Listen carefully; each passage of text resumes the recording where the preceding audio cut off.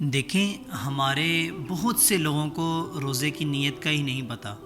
ان کو پتہ ہی نہیں کہ روزے کی اصل نیت کیا ہے۔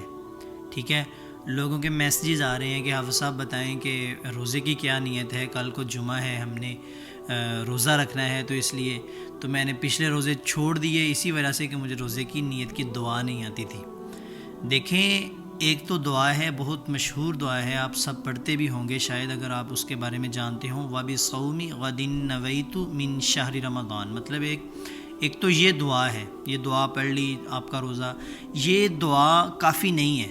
ٹھیک ہے، آپ نے اگر یہ دعا پڑھ کے روزہ رکھ لیا تو یہ کافی نہیں ہے، لیکن روزے کی اصل نیت کیا ہے وہ میں آپ کو بتانے لگا ہوں۔ اس سے پہلے میں آپ کو ایک حدیث سناتا ہوں۔ نبی کریم صلی اللہ علیہ وآلہ وسلم نے فرمایا، انما الاعمال بالنیات، تمام کاموں کا دار و مدار جو ہے وہ نیتوں پر ہے۔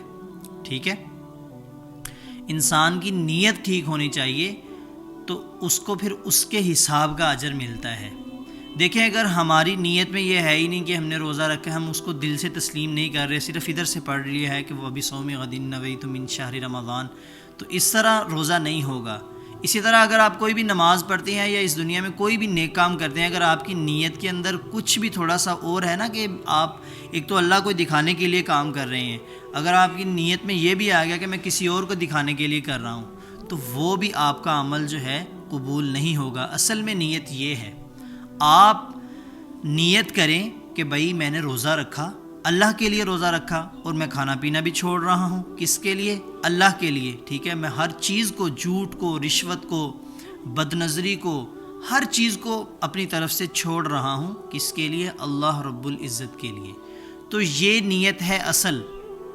ٹھیک ہے، کسی آیت کو اپنی زبان سے پڑھ لینا اس سے یہ نہیں کہ آپ کی نیت ہو گئی۔ تو لہٰذا اس چیز کا خیال رکھا کریں، اور یہ جو لوگوں نے اپنی طرف سے جی یہ پڑھ لیں وہ پڑھ لیں، اپنی طرف سے باتیں بنائی ہوئی ہیں، تو اس پہ توجہ نہ دیں، اپنے دل سے نیت کریں کہ ہم نے روزہ رکھا ہوا ہے۔ جزاک اللہ خیر، امید ہے کہ آپ کو میری بات کی ضرور سمجھ آئی ہوگی۔